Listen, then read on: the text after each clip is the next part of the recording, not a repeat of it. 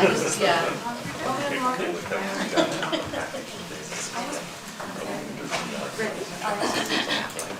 Hello, everyone. Hello, and thank you for coming. My name is Susan Hackley. I'm Managing Director of the Program on Negotiation. And we're in for a great treat today to hear from my friend and colleague, Debbie Kolb, who was formerly, long ago, Executive Director of the Program on Negotiation. And then she went on and has done great things in the world on issues relating to gender and leadership and negotiation.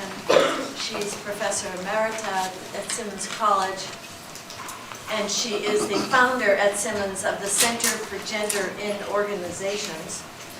She's an advisor and mentor to women and others around the world on how to improve their negotiation skills within the organization. And I love this book, and I've been teaching with her materials, and it's a great pleasure to introduce Deborah Kolb. Thank you.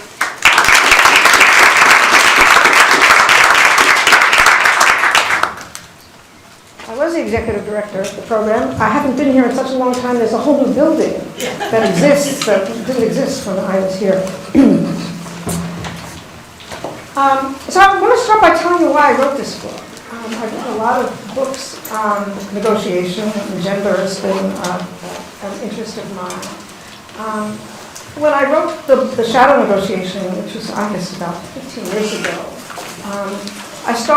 the book started with a day in the life. It sort of talked about how people sort of, you wake up in the morning, pretty much negotiating most of the day.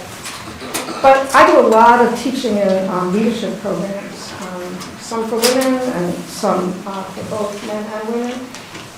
And it seemed to me that one of the things that was really important is what happens in the workplace. Not that what happens at home isn't important, but what happens in the workplace is really sort of a major subject of negotiation. And I decided that I wanted to use, in the past I've done a lot of interviews to write the books that I've written or the papers that I've written. This time I actually really used most of what I learned from the programs that I teach in. And every time I teach in the program, I always start with a story. And so I thought I would start with a story here. It was a story that was told to me by Ann Moore. Ann Moore used to be the president of Time Inc. She was the most senior woman at Time Warner. One of the reasons I've always admired Ann, I always think that she's a great example of why it's important to have women in leadership. When she became the publisher of People magazine, she noticed that it went on sale on Mondays, and she said, women don't shop on Mondays, they shop on Fridays, and she tripled circulation. But that's not my story. This is another story that she told. She heard it at the Fortune 100 influential women. And it's a story about a pheasant who is very tired and is walking around the barnyard and meets the bull. And the pheasant talks about how tired she is. And the bull says, my droppings are very empowering. Well, so the pheasant sort of pecks around the outside of the bull's droppings and in fact feels better. And she flies a third of the way up the tree. Next morning, she wakes up, tired again, walking around, pretty bedraggled. She meets the bull again. The bull says, I told you yesterday, same thing today. My droppings are very empowering. She gets 2/3 of the way up the tree. And the same thing happens on the third day, and she gets to the top of the tree. And the farmer comes out and says, what is this crazy pheasant doing on top of the tree? She must have gone crazy. And so he shoots her and he kills her. And the motto of the story is that bullshit only gets you so far.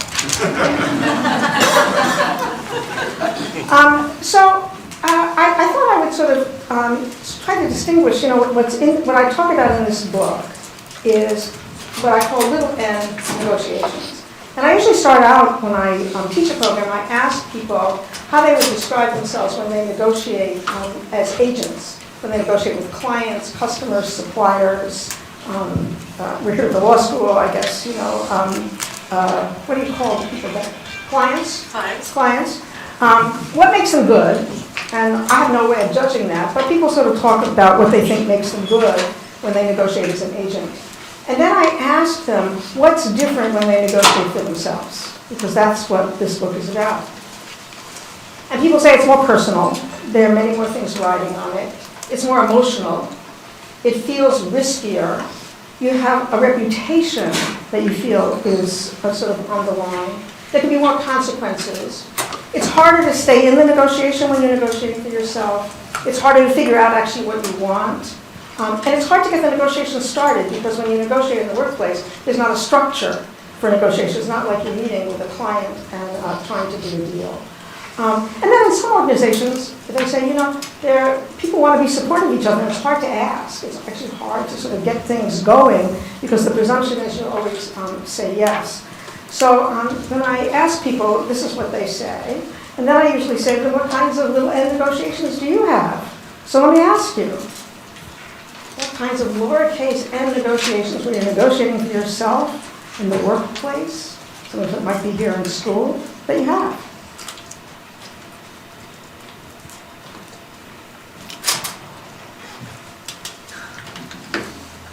Yeah, Susan? You can negotiate over resources, who gets to use Right, what. right. I'm guessing some people negotiate over grades. Negotiate over grades. People used to negotiate with me over grades. Paper due dates. Maybe due dates. What else do you negotiate about? Job descriptions. Yeah, what is your job? Right, it's possible to negotiate about that. So when I ask people, this is the kind of things they say. They say they negotiate for the jobs they want, the support they need, mentors, sponsors, champions, resources, time, money, people, credit for the work that they do and how they do it, making opportunities for things that they might want to do to innovate in some way, a schedule that works. People have other parts of their lives. Authority to lead change. They've been asked to take on a role. How do they negotiate authority? And then agency to actually advocate for themselves. So these are the kinds of things that people tell me they negotiate about in this little n negotiation. And then I like to add gender into the story. And the way I think about gender is sort of different than the way most people talk about gender. When people talk about do men and women negotiate differently, is there a social cost of asking is a much more recent way to think about it. The way I look at gender is what we call second-generation gender bias. And second-generation gender bias are the policies and practices in organizations that are not intentional but can have differential impact on men and women. And I got this story about second generation from when Elizabeth Warren was on the Jon Stewart Daily Show. And here's what she described. She said, the US Capitol building was built in the 1800s. It was expanded and renovated. In 1917, the first woman was elected to the US House of Representatives. In 1932, the first woman was elected to the US Senate. Prior to 1962, Congresswomen shared a single bathroom far from the House chamber. In 1992, women senators were given a restroom on the same floor as the Senate chamber. In 2011, 4-stall women's bathrooms were built near the House chamber. And in 2013, finally, women's rooms were put on the Senate floor, expanded to accommodate the now 20 women senators. This is an example of second-generation gender bias. It's not intentional. They just didn't have any women when they built the buildings. But you can imagine the kind of burden that it puts on people. I was at a conference over the summer, just after they had an article on the front page of the New York Times, which had pictures of women sitting with blankets over their shoulders in the workplace, because it turns out the air conditioning temperatures in large buildings are set to the body temperatures of men, right? You can imagine it's probably a little bit of a burden to walk around with a blanket on your shoulders. And so that's the way I think about gender. It is not that it's intentional. It's not looking about gender differences. It's looking at the workplace and trying to understand what are some of the things that look natural and neutral that can have differential impacts on men and women. So let me tell you what some of them are.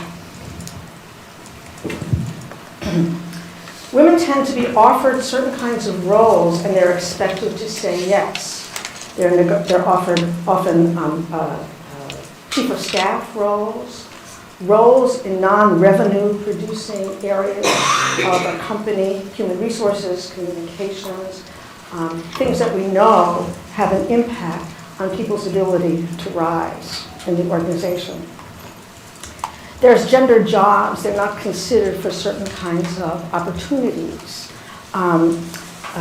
For senior roles, we have this notion that people hire like me, people hire like themselves. And so it turns out if it's men hiring, they tend to hire people like themselves. If it's senior women hiring, they'll hire like them. But this gendered roles takes lots of other kinds of forms. So I do a lot of work in Africa. And there was a woman that was in one of my courses, and she said, she lived in rural Kenya, and most of the interesting jobs were in Nairobi. And she said she never got asked to apply for those jobs because the presumption was that she wouldn't move because of her family. Or a woman that I know is in procurement, and her boss said, well, who do you think would be good to move to this job in Ghana? And she said, well, she wanted to do it, but she wasn't on the screen for it. So negotiating opportunities. Women tend to get asked to do more invisible work. In fact, this morning on my Fast Company feed, I saw that in Gawker, one of the things that gets in the way of women rising to the top is they are asked to do invisible work. The helping kind of work. Sheryl Sandberg and Adam Grant wrote about it in the New York Times. It was called Madam CEO, Can You Get Me a Coffee? And the idea is that women are expected to do this kind of invisible work, so you have to negotiate the value for that work. Certainly, integrating work and personal life. We know that women have disproportionately the responsibilities for families. It's true for men too. We work against this notion of an ideal worker. What is an ideal worker? An ideal worker is the person that commits 24/7. I started to do some work at Google, and when I was getting ready to do it, I read the book written by the former CEO, Eric Schmidt. And in it, there's the apocryphal story that he tells, which is that Larry, I can't remember his last name, the co-CEO, not anymore. Larry Page. Larry Page was looking at an app, and it was terrible on a Friday afternoon in the cafeteria. He puts up this sign that says, "This app sucks." And what it meant was all the ambitious engineers stayed over the weekend to try to fix this app, even though it wasn't their job. Now, that's an apocryphal story. The story was told to emulate. It says that this is people showing that they have commitment to a place like Google. I think it sort of precludes people who have lives from doing that kind of work. Mandate for change, one of the things that we know, it's called the glass cliff. Women are asked disproportionately when organizations are doing poorly. They're asked to take on more senior leadership roles. They did a study, the first study was done of the FTSE index in Great Britain, and when a company's performance was going down, the chances that a woman was going to be appointed to the executive team or the C-suite went up. And it's been shown in other kinds of studies as well. And that means that you're leading change, so negotiating support for those kinds of things. And finally, testing in a new leadership role. Often people take on a new leadership role, their legitimacy is not presumed, and they have to negotiate for that. And so those are the kinds of second generation issues that I think get played out in organizations that people negotiate about. So what I was going to talk to you about is I wrote about, the book is filled with a lot of challenges and how to deal with them. I'm going to describe 3 of them that were, and tell you some stories about them. Toot my own horn a little bit, I have a Harvard Business Review article that just came out this month. It's called Be Your Own Best Advocate. And so if you don't want to read the book, you can read the article. And as opposed to 7 things, it only has 4 that you have to do. And I can talk about that more. So the first, there are 3 things. One is getting negotiations off the ground. There's not a structure for doing that. The second is what I call get their situation, which is more than just understanding interests and then dealing with resistance. Because when you're negotiating in the workplace, often you're challenging policies and practices that some people are very happy the way they are. So let me start with getting negotiations off the ground. Excuse me, she says, I'm here to talk about resources for my project. And she says, yeah, later. So the problem is you're trying to raise an issue that another person would just be happy not to have to deal with, right? They're not expecting it, they're busy, they can outright refuse, or they can actually hijack the agenda. You go in to negotiate about something, and they negotiate about something else. So how do people get negotiations off the ground? Well, there's sort of 2 things that I talk about in the book. One is showing your value. in a currency that has value, and the other is using your leverage. So let me talk about those and tell you a story about it. Showing your value is making your value visible in a currency that has value to the person you're dealing with, because people negotiate with you because you have something they want. I always used to tell my students, you don't want to talk to the chief financial officer about how well your team is doing. She doesn't care about that. She cares about other kinds of things. So understanding a person and what they care about, making that value visible is important. So let me tell you the story about Isabel. Isabel is the director of external relations in a large manufacturing company. She was asked by another division to help, and this was a division that worked with the government. In this situation, it was the state government. They were having a lot of difficulties with a particular client, and there was likely to be very bad repercussions, sort of both financially and publicity-wise. And they asked Isabel to come in and help. She was a communications person to help manage the communications. And she did, and she fixed it. And she got a huge amount of visibility for fixing it. She presented to the board. The CEO, sought her out to congratulate her. But one of the things that kept happening was this division kept asking her to come and fix it, fix new ones. So she was asked to do invisible work, to work on this other set of clients that weren't hers. So she was doing her job and their job. She loved it. She fixed things, and that's what she was. She was a fixer. But, you can't keep doing that. She was working very long hours, and so she decided she wanted to negotiate with her boss to get this piece of work that she was doing incorporated into her job. So the first things that she did, she went to her boss and she tried to make her value visible. She costed her contribution. She talked about how much she was actually contributing by doing this work based on what she was paid. And she also showed in clear terms what she had actually saved the company from doing this work. So that's what I would call making your value visible in a currency that has value. And she did that, and her boss said, the time is not right. So then she had to think about using her leverage, and we have a term for using your leverage in negotiation. It's called your BATNA, right? And so what was hers? Well, she could stop doing the work. A little risky to do that, right? Because then you're seen as not a team player. For the group that was using her, what is their BATNA? Well, they had somebody that was supposed to do this job, but the person wasn't doing it. So they didn't really have good choices. So the issue is knowing that you have one. I like to tell people, sometimes in organizations, you might not think you have one. People say, I'm going to quit. I was doing a program last week, and there was a CEO in this group, and he said, well, I think in this situation, she should have just quit. I always tell people that's not usually the BATNA you want to go to first, quitting. So what was she going to do about that? If you know what it is, the issue is, did I put this up here? I don't think I did. I thought I had another slide up here. You know what it is, but the issue is how you make it real to people. And I call using the iron fist in the velvet glove. Now, what does it mean to use the iron fist in the velvet glove? Well, the first thing I call it smoothing out your BATNA. And let me give you an example of that. This is a woman who was promoted to be part of the executive team. She was in a large bank. She was promoted to be the head of the corporate bank, which was a very big job, half the business of the bank.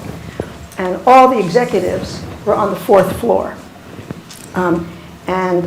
She got a call from HR and said, we have a fabulous office for you on the 3rd floor. And so what did she do? Well, she didn't make a scene about it. She said, I think I'll stay where I am, which is on the 6th floor. Well, that wasn't going to look so good for her to be on the 6th floor when the executives were on the 4th floor. You can bet she got a call very soon after and said, we have 3 offices we'd like you to look at on the 4th floor. So that's I call that smoothing out your BATNA, letting people know you have one, but doing it in a very kind of indirect way. When I told that story, I was doing something at a bank, And a woman there was a senior executive in talent. And she said to me, I've used this smoothing out your BATNA. And she told me a story. She said she was recruited by Google to go and get a very senior job in talent. And she went out there, she interviewed, and she didn't want the job.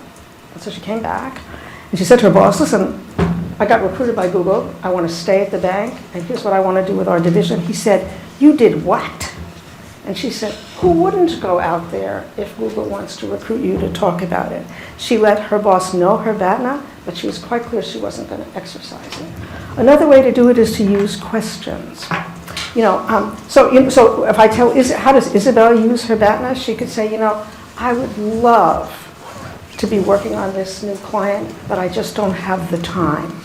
So she shows that she's very willing to do it, but that she doesn't have the time. Questions are a good way to do this. This was a woman consultant that I had taught, and she and her husband were both consultants, and they had young children, and they decided she was going to go on part-time. She was only going to work 80 hours a week. So she worked with her managing partner, and they created a whole structure for her to do that. She wasn't going to travel. Everything was in place, but she couldn't get him to close the deal. He just kept putting it off. And so she used questions finally. She said, help me understand how you're going to manage this when next month I go in this part-time schedule. So using questions.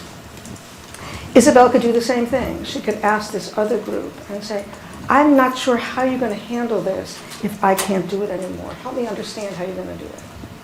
And the final thing you can do is connect it to a larger organizational purpose. That is to sort of talk about it in a much bigger way. One of my favorite stories about that actually comes from Sheryl Sandberg, where she connected her negotiation over salary to a larger organizational purpose. When she was negotiating to be the COO of Facebook, Mark Zuckerberg gave her an offer, and she went home, and her brother-in-law said, no man would ever accept this amount of money. And so she went back, and she said in her negotiations with the CEO, she said, this is the only time I'm going to be sitting on the opposite side of the table from you. I'm going to be negotiating for Facebook, and you want to know that I can negotiate well. Pretty good way of connecting it to a larger purpose, right? I assume she got paid very well. So one of the things that Isabel's story reveals, actually, is that making your value visible and using your leverage actually are sort of the same thing in some ways. And so when you stop doing work, which she can do, she's making her value visible. So she's using her leverage and making her value visible. It's a nice story. Isabel's department went and talked to Isabel's boss and said, we really need Isabel to have this job. And she became moved up from a manager to a director, and this work went into her area. So the second thing I want to talk about is what I call get their situation. And it's more than just understanding people's interests. So I'll talk a little bit about it. So I know you totally agree that it's such a great project. I need more people on my team. Really? I don't think it's actually so great. And so what I always say to people is, we're the heroes and heroines of our own stories. We always think we see things, see things, the big picture, and others don't. So we make these attributions. So we see ourselves as strategic. We take the long-term perspective. We see the big picture. We act in the organization's best interest. We're flexible and collaborative. They, on the other hand, are opportunistic. They're short-term thinkers. They have narrow vision. They're out for themselves. They're rigid and uncooperative. And I have to tell you, nobody wakes up in the morning, looks at him or herself in the mirror and says, I'm opportunistic, I'm a short-term thinker, I have narrow vision out for myself. Everybody believes they operate on that left-hand side. And so I talk in the book about understanding people's good reasons for saying no to you. Let me just back up for just a minute. When you're raising an issue of the sort that I've described in the beginning, you're raising a problem. And if you don't have ways to deal with it, you can become the problem. So I talk in the book about the importance of anchoring with options. That is, you come in with creative options, which is something we all know about. But I want to talk about something more here when I'm talking about getting their situation. It's more than how the person, what they want. It's how they see themselves relative to the rest of the organization. If they give something to you, what will others expect? We also have a longer-term relationship that we're trying to cultivate. We can't just walk away. And we need to be very mindful. We need to keep ourselves open to hearing about what they want. You know, in the program on negotiation, we always tell people, prepare, prepare, prepare. I actually think that sometimes can be a problem because you get so stuck in the way you're thinking about things that you often can't hear what other people want. So I talk in the book about being mindful, which is having a way of thinking about where the other person is coming from. So I like to talk about what I call their 5 good reasons for saying no to you. Why would they say no to you? And their good reasons are from that left-hand side. So let me tell you a story about a woman who's the vice president and chief financial officer of a large transportation company. She got this job. It was her dream job. And a condition of taking the job was that she moved to Texas from Chicago. And because all the leadership of the company was in the corporate office, which was in Austin. So she goes there, and then she's there for 2 years, and her family says to her, we're going back to Chicago with or without you. We hate it here. And I was in a course with her, and she thought that she was going to have to go back to Chicago, and this was going to be it. But she thought about, what her, she thought about her interests, and she had and came up and what her bosses were, and she anchored with an option, which is something she called the dual office, that she had 2 offices, one in Chicago and one in corporate headquarters. But getting their situation is really trying to think about what her boss's good reasons for saying no to her would be, and how she could incorporate that into the proposal that she made. So she thought that he was worried that she wouldn't be able to do the job, that if she was having this dual office, it wouldn't work. And so what she built into her proposal was performance criteria. How would they know that she was still being able to do the job? She thought he'd be worried that it was too costly. She described him as, I have this, what she called him, he's extremely frugal, she said, extremely frugal. And it would be too costly. He'd already paid for one move when she moved from Chicago to Texas, and he wouldn't want to do that. So she came up, in her proposal, she incorporated sharing the costs. She thought he'd be afraid that he would lose the connection through her to the field, which is, since he was corporate CFO, and she was a division CFO, that he would lose his connection to the field. And so they developed a field relationship structure so that he knew what she was going to be able to provide him vis-a-vis the field. And he thought that she might tire of the commute and she would leave. And so they made it a pilot. And then he was worried that it would change a precedent. And there was really nothing she could do about that except for talking about it. So the 5 good reasons, you can incorporate them into your proposals, but it's also interesting to mention them as you start to negotiate. So she can say to him, I think you're worried about what this is going to look like because there's a precedent. And therefore, you can start to talk about those good reasons, and she can have ways to deal with them. And she was ready to sit with his resistance and his anger. So let me talk about the final one, which is I call staying in the game. I'm sorry you're not ready for this job. Yes, I am. Don't get so upset. I am not upset. One of the things that happens is when you raise issues in little n negotiations, you can expect to meet resistance because people are often happy, the person you're negotiating with is often happy with the way things are. And so you get pushback. So let me tell you the story of Rosalie. So Rosalie is a PhD economist, and she works for an international NGO. She's a senior researcher. She's been with this organization for 5 years. She has 2 young children. She's had a very successful year. She got a major grant renewal, got a lot of publications, which is the coin of the realm in this NGO. And she's meeting with her boss, who's called the Deputy Director General. You probably have a sense of what this organization is like with somebody with that title. And what she wants to negotiate with him is that she wants to present her work at these international conferences where the donors are. So she says, I've come to talk to you about funding to present at the next international conference. I just published an important article in the Journal of Agricultural Economics, and I want to present it. And he says, I'm not familiar with that journal, but as you know, we need senior people to present at these conferences. That's where we meet with the donors, and you're not ready. So he puts her on the defensive. And indeed, she defends. And she says, I can't believe you're saying that I'm not ready to present. And he says, look, I really need you to support the work here.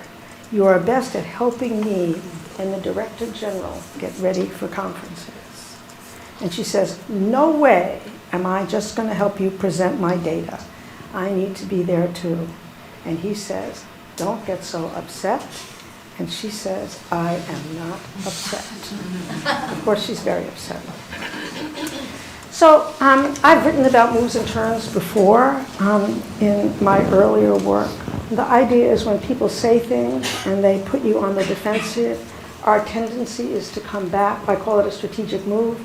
We come back with a counter move. You're not ready for this position? Yes, I am. Don't get so upset. I am not upset.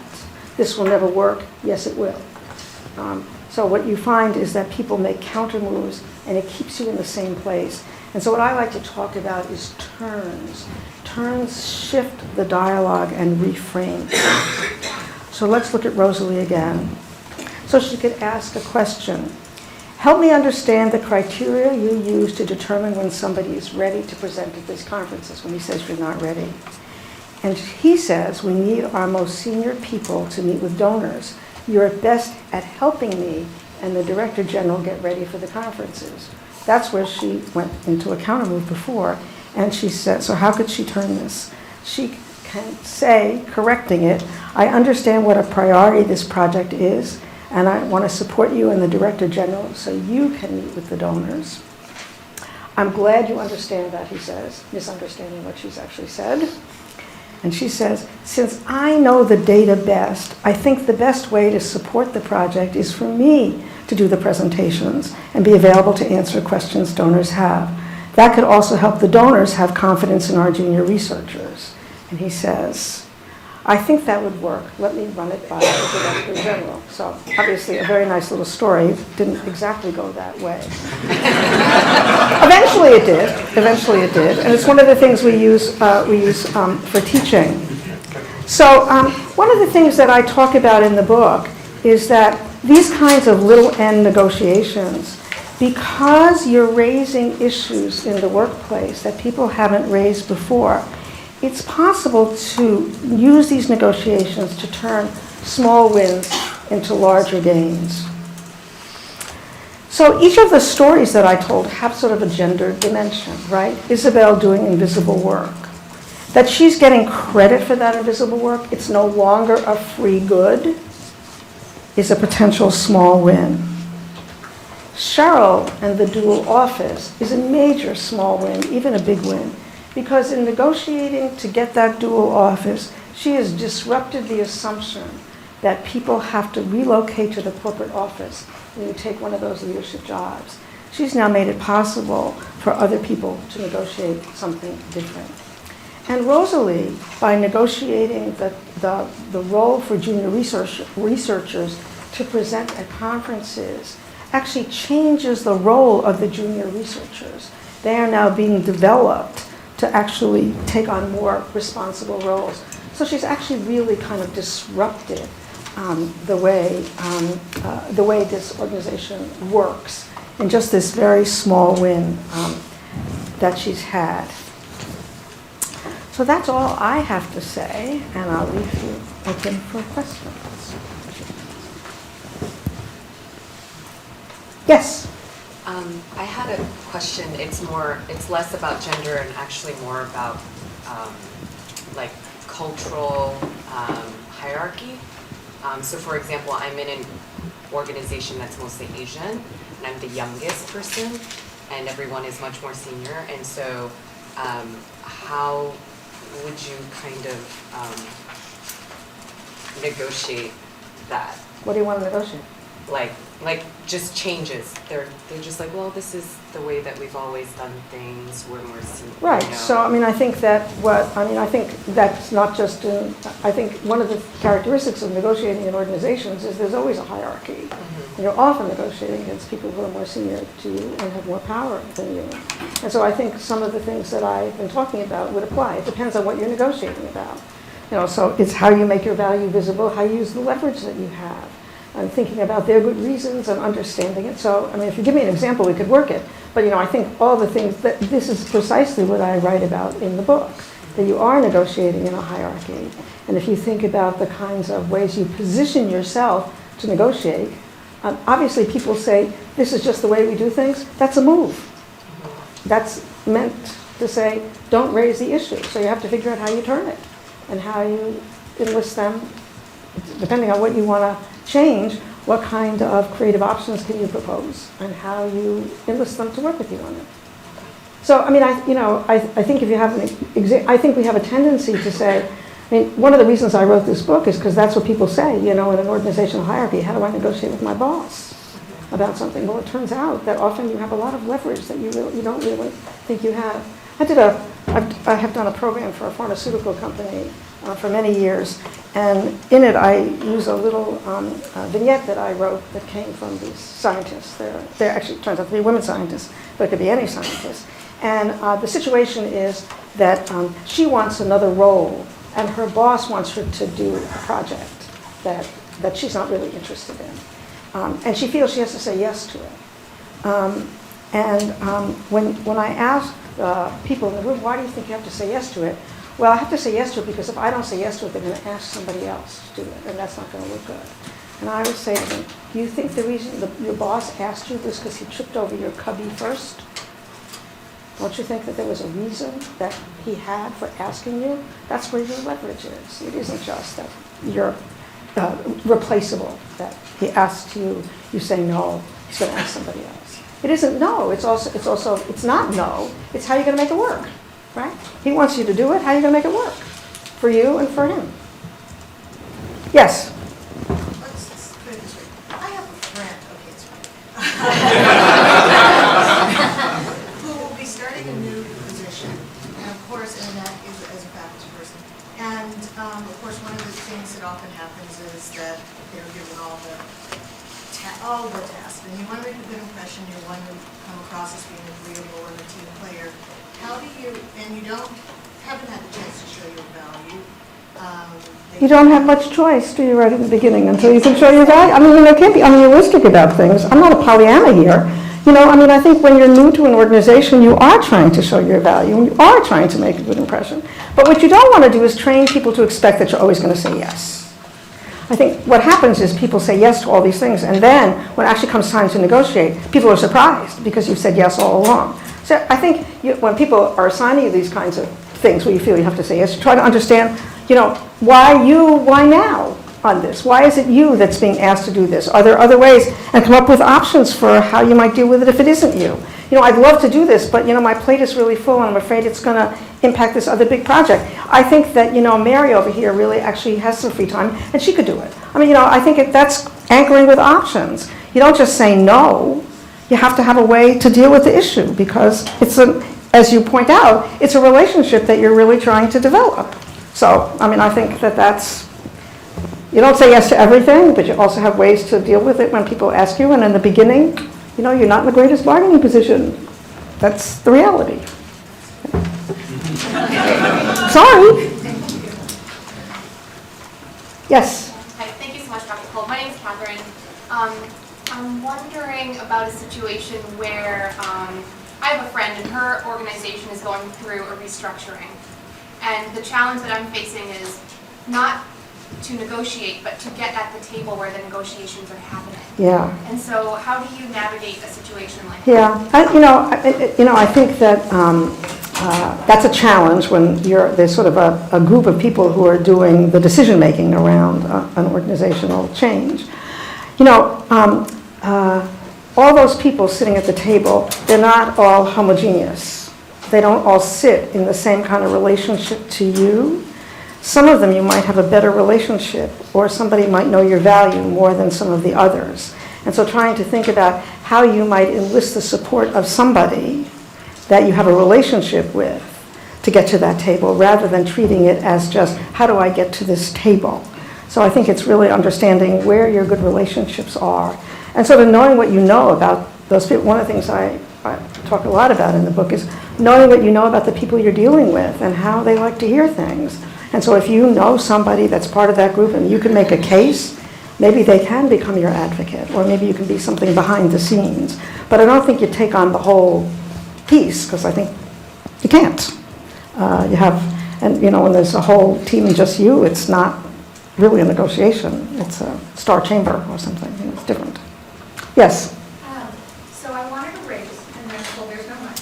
So I went and I talked to someone who was leaving, very similar credentials, had been there less time, found out she was making more money. I went back and I said, well, this person is making more money. I got a spot bonus. You got what? I got a bonus one time. And I was told, so I got the money one time, but I was told that was kind of very aggressive. And I haven't been in the workforce very long. So I wanted to know, was that really aggressive?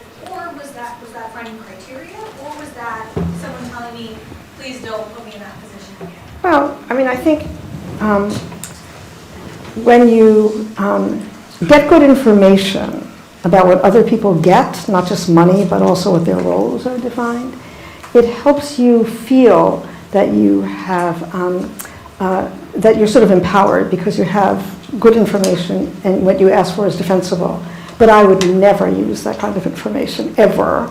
No matter who you are, you want to have it, but you never want to use it directly because it can be perceived as sort of a threat. So knowing that people have gotten that, how can you make the case for you?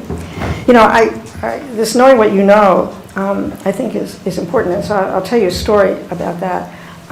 This is a person that was the managing partner of a very large accounting firm. And he said to me once, I never negotiate salary. And I said, well, why not? He said, because when I give people an offer, it's fair.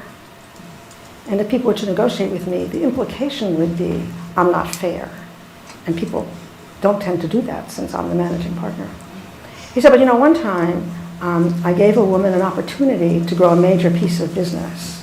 And she said to me, Joe, to build this new block of business, I'm going to be hiring people who are paid more than I am, and in our firm, people know that. And I think it's going to impact my ability to do this. And he said she was right. And I gave her what she asked for. And I think there are two really good points about that story. First of all, she knew what she knew about him, right? That she couldn't say, well, the range for people who have this role is X, because the implication would be he was not fair. But the second thing that she did, which I think is really important, is she connected what was good for her to what was good for the organization.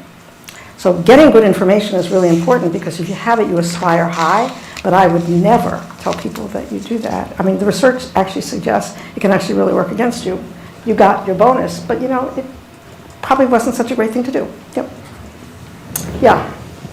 Building from that, what's the risk of people kind of knowing your game plan? Because I feel like most of us would kind of bristle if we're like, wait a second, I think you just turned what I said as a negative into a positive. Where do you find the line of like how transparent to I don't understand. make I'm not sure I actually understand what you're asking. So how to like not stick to a script, basically, of this is what you should do in a negotiation, being like, I'm going into this as a negotiation, as opposed to going into it as a conversation and hoping you'll get what you want out of it. I don't know. I don't have the answer to that, but I'm going to tell you a story about this. It's a story that Bill Urey once told. And he was in Chicago, I guess, and he had a ticket on a flight. And the flight was canceled, so he went to, so it was on United, so he went to American. And I guess he had a first class ticket, but it had been upgraded. He wanted to upgrade on American. And of course they didn't want to do it. And so he says he wants to speak to the supervisor.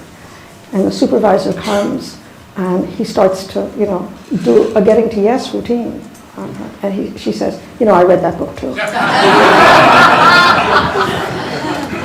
I can't tell you, you have your own style about the way you do things. And, I think you have to know about the people you're dealing with. If you're going into an organization where you don't know anything about the organization you're going to, you have absolutely zero leverage. You're just going to go in trying to get the best you can to get in. And so what I'm writing about is actually when you're in a negotiation, and when you're in an organization, and you have a lot of information, and you've gotten some kind of track record, then you can use that kind of information. But just to go through sort of a script, I think is a mistake, and I think it is very transparent. I think people sort of know that. Yeah. So that's a cultural thing or a gender thing, but I'm less inclined to negotiate because I'm worried that someone might perceive me as being demanding, being a diva, being difficult to work with. And I just wanted to ask your advice in terms of how to draw the line between negotiating for your rights and coming across as being difficult and hence, risk losing your job or, what you want for. Why would you risk losing your job if you negotiate? You must not think you're very valuable if you're worried you're going to lose your job if you negotiate. I mean, so I think that it is how you negotiate that makes a difference. And what I try to write about is, by understanding people's good reasons for saying no to you, you're actually trying to find ways to accommodate their needs as well. I think it's really quite collaborative because I think you understand more than just their interests. You understand their situation in the organization, and you're trying to sort of enlist them to do something that you think makes sense for you. But I also think you want to connect it to what's good for the organization. I'll tell you another story about this. We, in the workshops that I run, I have people do a negotiation. They role play a negotiation. And in one company, we videotaped them doing it. And then we gave them some more curriculum on sort of purpose and how you connect what's good for you to what's good for the organization. And then we videotaped them again. And it was really interesting. In the first videotape, it was all me. This is what I need. This is why I think I need it. This is why it's going to be good for me. In the second videotape, it was connected to the organization. The CEO is saying we really need to cut costs, and I want to tell you why I think what I want to propose is really going to fit in with that agenda. So, really trying to understand how what you're asking for is good for the organization. So you're not seen as just me, because that doesn't really fly unless you happen to be, the big rainmaker. Sometimes big rainmakers can do things that other mortals can't. But I do think it's sort of really understanding how you connect what is good for you to what's good for the organization. And in these role plays, it was really quite extraordinary. And the people who did that actually did very well in their negotiations. And most of them were about promotions. They were negotiating for promotions, not just negotiating for more resources for the work that they were doing. It was really for promotions. Yeah? Hi, I just wanted to address maybe the situation where somebody has been, prime example of this, where I've been in a position for a long time, and now I want to negotiate, for a promotion or something reserved and whatever. And how do you change from and for me, I've been moved around within the organization, so I haven't had continuity of bosses to be able to. I sort of can hear you. I said that I've moved, the position has moved within the organization, so there isn't that continuity of bosses, So people don't know you very well. So they don't know me well, and they don't know my value well. Right. And I've been doing something for the longest time. Right. Which is also to my detriment. Right. And then it's how do you ramp up and change? I'm trying to work through that, and I have a lot of noise in my head about, how to next approach Right. what I should do. Right. Well, the first thing is, you can't get what you want if you don't know what you want. Do you know what you want? I was reading that exact. So. Right. So I think one of the things that makes it difficult in organizations is, you don't necessarily know what you want. It's not like, buying a house, buying a car, those kinds of things where you can sort of see, well, what's the market and things. It's not really clear because the noise often gets in your, well, I'd like this, but I'm never going to get that. So you sort of talk your way out of it. So I think I don't have sort of the magic for that. I mean, I think when you see an opportunity that you think you might be right for, that's the time to put yourself forward for it. One of the things that, so I often use a case that is also about something like that, which is this woman wanted this opportunity and she wasn't on the screen for it. How does she get on the screen for it? Well, one of the ways is to try to talk to the person who's making the decision about the criteria for the role. And often people don't think about, at a certain level in organizations, people don't think about the criteria for the role. I mean, it's hard because we don't really know what makes successful at certain levels. I was just reading something in Harvard Business Review. Are CEOs made by luck or skill? Right? I mean, people don't know, right? It turned out the research shows it's mixed. Some luck, some skill. And so I think that people don't actually know at a certain level what they're really looking for. And so getting people to sort of focus on the criteria can sometimes help. I think if you've been in a position for a long time, one of the things you might want to do is try to get yourself on some kind of special project, a task force, where you get in front of people who might see your value in ways they don't know about it before. I guess those would be the things that I would suggest. I think we can get really stuck. But I think it really is finding the opportunities that you might want to put yourself forward for. So paying attention to where they exist and then trying to think, well, what do you have that might be useful in that kind of role? And if you can't think about that, then it's getting in front of people who might know some of your competencies. Yes?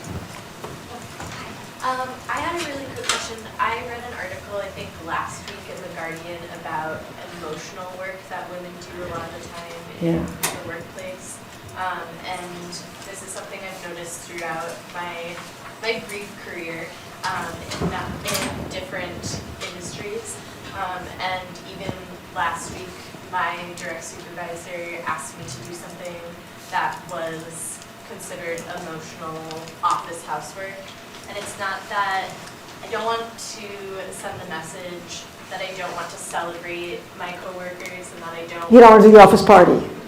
Exactly. Planning an office party or going to buy a card. Or I think that it's, a nice idea, but I would like to see maybe the male coworker of my same level being asked to do it equally as often as I am. So I'm just wondering, how can you not seem, obnoxious or being rude or not being appreciative of somebody's celebration of life or their achievement, but while still getting that message across. Okay, so I would say two things about it. Once I got asked by somebody last week who works for a magazine that's affiliated with The Atlantic to write something on what she called emotional labor. And what she defined that as is exactly the kind of thing you're talking about. But that's not emotional labor. Emotional labor describes the work of people who interact with the public. So, the Managed Heart, which is the book that wrote about that, Arlie Hochschild, is about flight attendants, right? So have to manage their emotional selves in order to not be displeasing to passengers. Of course, that was a while ago. Now they can do anything they want. Okay. I think that's like the Madam CEO, get me a coffee is the thing that you're talking about. And I guess what I would say is, that's a negotiation. I'm happy to do it this time. Who's going to do it next time? I mean, I just thought, and so this woman asked me about this, and so I just taught a class. I run a program in Chicago of senior women executives, and I put this question to them about emotional labor. And they were furious and felt, like maybe early in their career, but they didn't feel like they were expected to do it, nor did they do it. And they turned around and they said their male colleagues did it just as much as they did. I pointed out to them that sometimes we criticize women leaders for having too sharp elbows, that they're not sort of managing the emotional part too.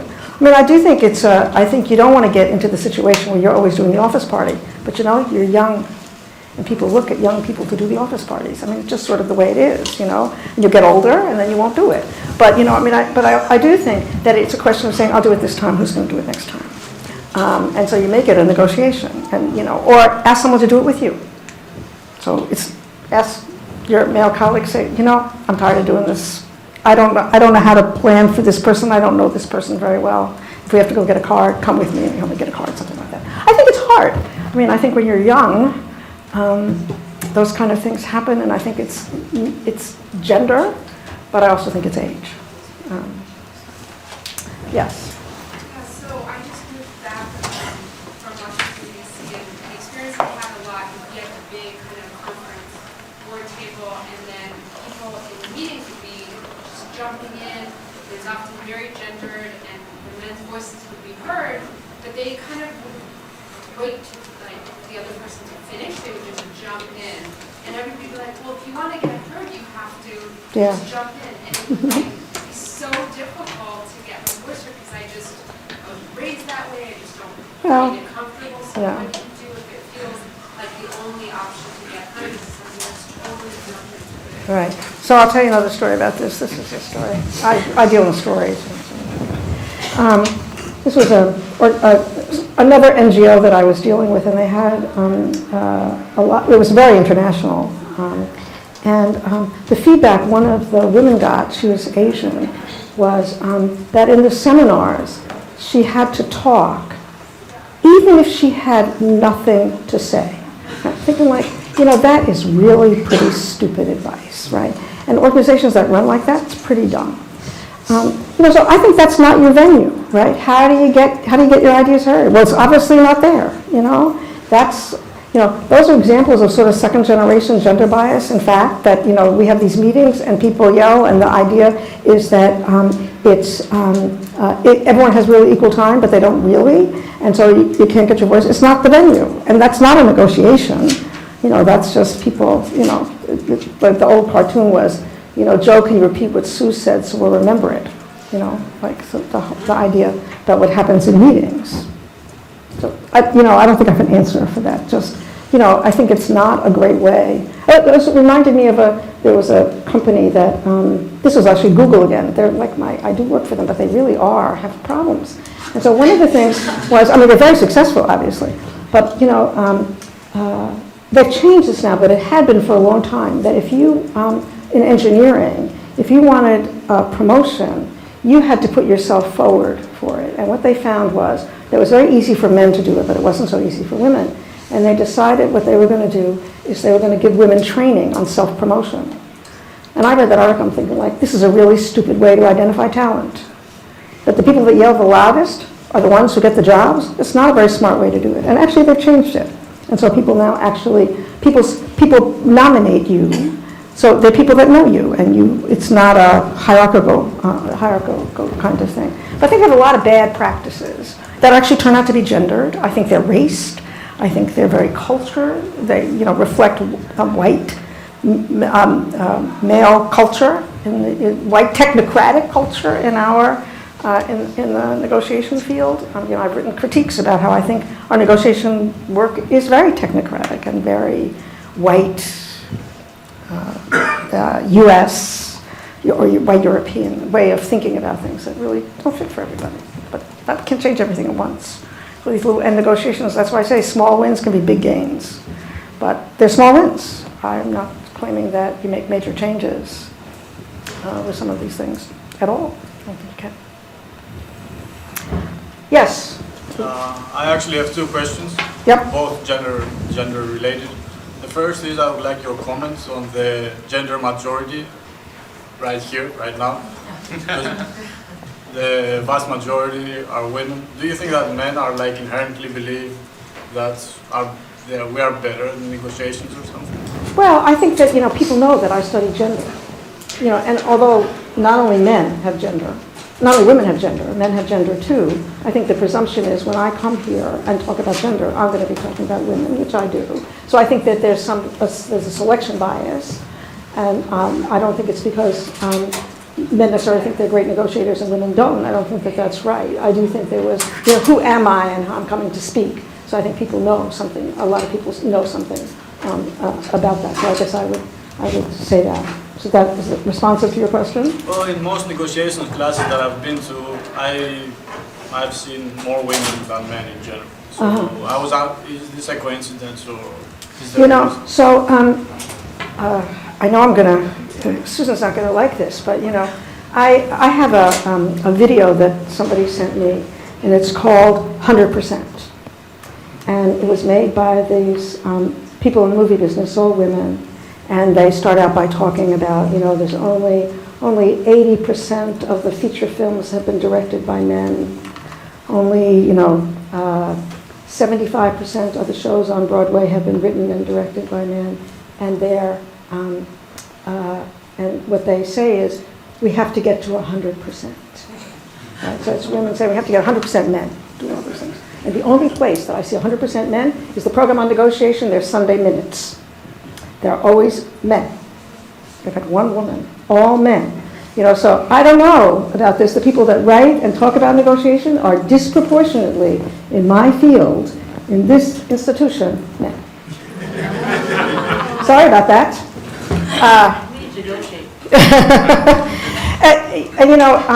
And I always like to say, too, when I came to the program on negotiation, not as the director, but as the associate director, I had never studied gender.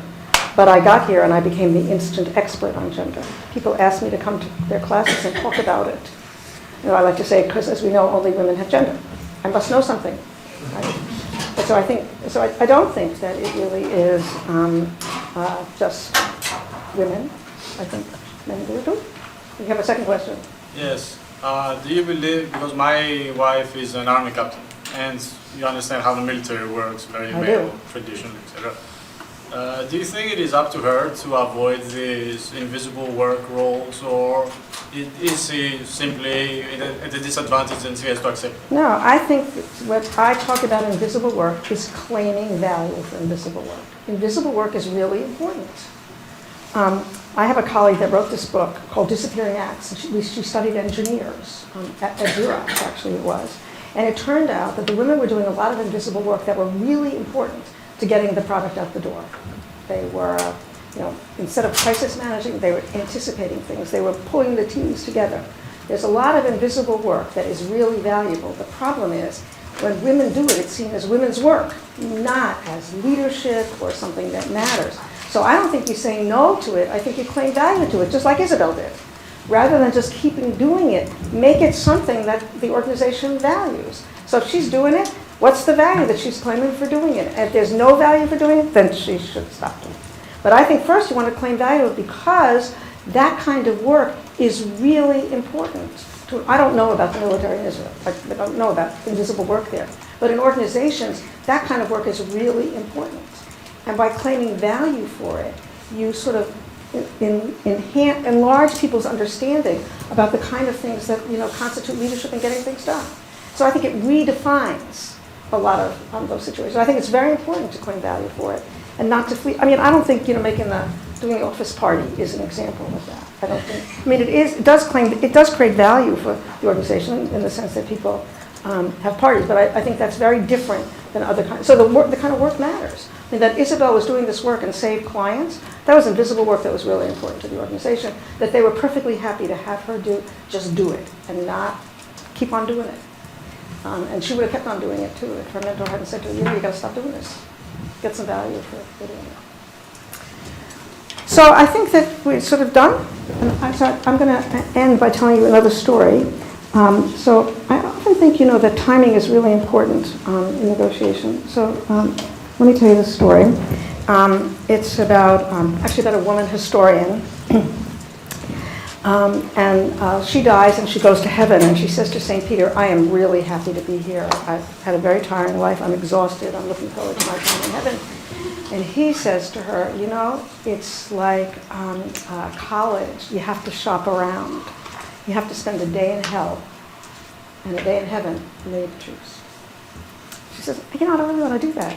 I know what I want to do. I want to spend my time in heaven. He says, sorry, you got to choose. So she goes down to hell, and it's fantastic. All her friends are there. Sitting around, drinking wine, having good food, having historiography discussions. She has a great time. So next day she goes up to heaven, and it's really boring. She spends the whole day playing the harp. Really dull. And she says to St. Peter, you were right. It's important to shop around. So she goes back down to hell, and it's awful. There's garbage and fires, people running around in rags. And she finds Satan, and she said, what happened? He said, 2 days ago we were trying to recruit you. So timing matters. in all these negotiations. So thank you very much.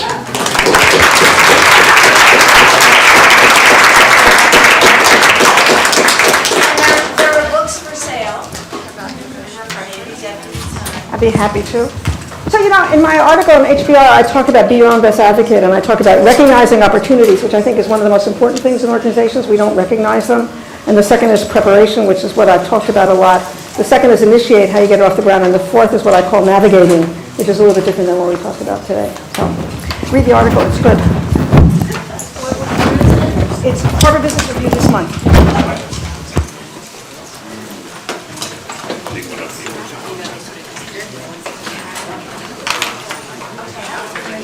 I'd like for you to, I heard a talk on non-formal tasks. What's right? I heard a talk on non-formal tasks, like taking notes of meetings.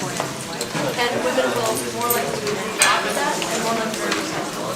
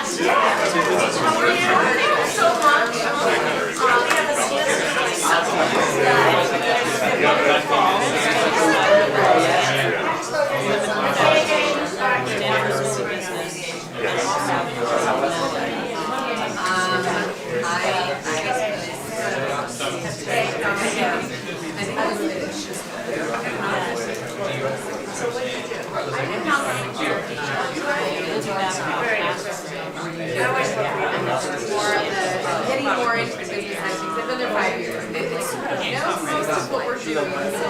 Figure out what else I can do. And so we do. Yeah, those things.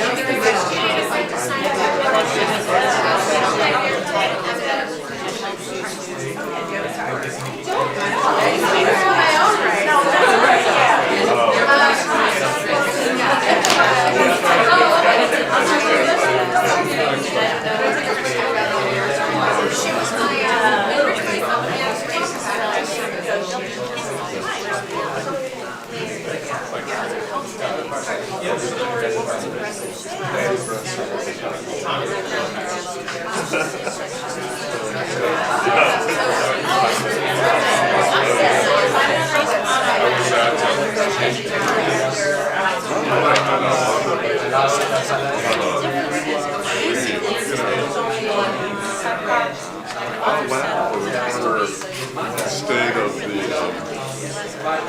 where we're at.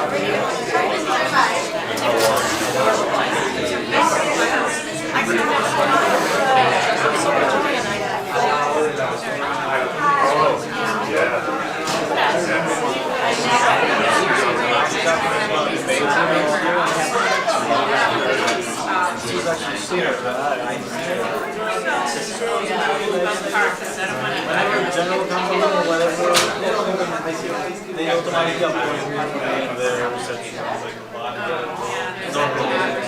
which is okay. okay, I don't have to about my job. They don't stop to think that,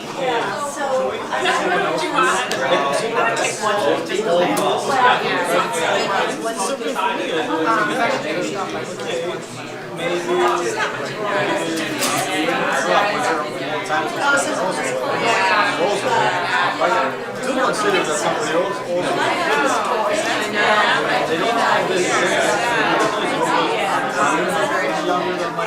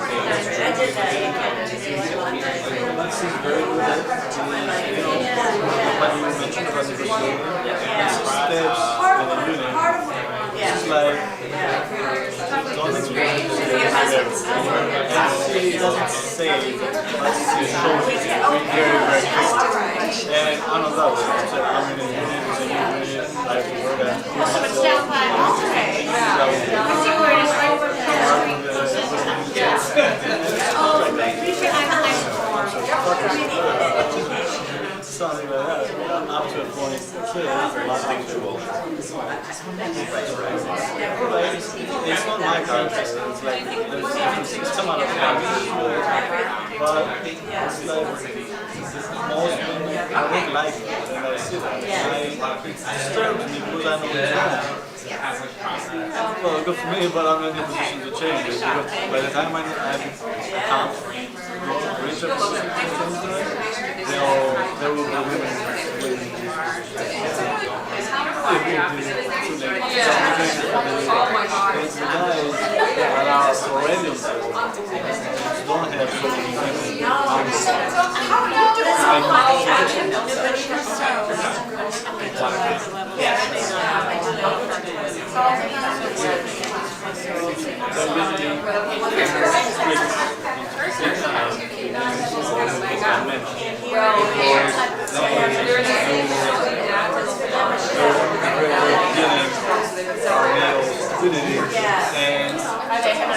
it shows because the rest of the women come from long training in house, they don't suppose the same culture. Again, but it shows that they were different. I went to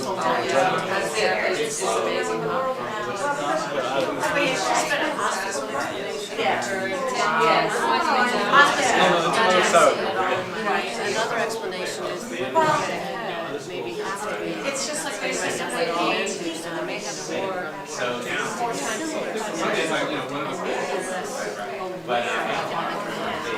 Yeah, that may have great. They are. The nurse comes by. The norm for That's from project. My mother work very hard, etc., but do like do like mantras or whisper.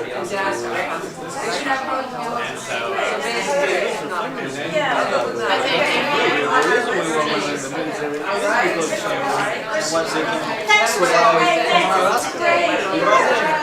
someone acting like him, doing everything like him. Could do something. 70 minute notice. Well, guess what? It's I know. Yeah, I know. Well, now I know. I'm like, I sent you that video. Oh, but it means yes, so I just want my, that was a very good correct. It's fairly new. We haven't been having I know, but it's already, sorry. Good. Sheila did once. Okay.